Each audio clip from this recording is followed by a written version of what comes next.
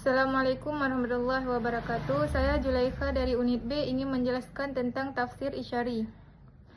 Tafsir Isyari itu sebenarnya cara menafsirkan Al-Quran dengan makna-makna yang sifatnya lebih dalam, lebih batiniah, dan biasanya menggunakan pendekatan isyarat atau tanda-tanda. Jadi, kalau tafsir biasanya menjelaskan makna lahir dari ayat, misalnya tentang hukum, kisah, atau perintah langsung, tafsir Isyari mencoba mencari makna tersembunyi di balik kata-kata itu. Contohnya begini, ketika Allah berfirman dalam surah An-Nur ayat 35, Allah adalah cahaya langit dan bumi. Tafsir biasa akan bilang, maksudnya Allah adalah sumber petunjuk, sumber kebaikan, sumber cahaya hidayah.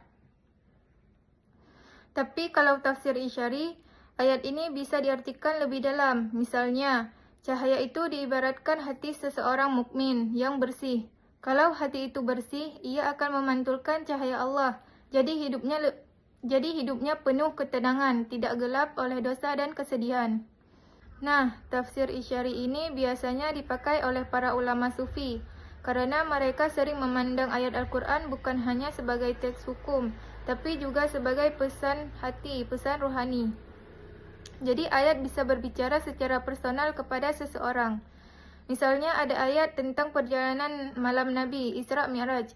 Secara zahir, itu memang perjalanan Nabi, tapi secara isyari bisa dimaknai sebagai perjalanan rohani seseorang, hamba kepada Allah. Dari kegelapan menuju cahaya, dari dunia menuju kedekatan dengan Tuhan.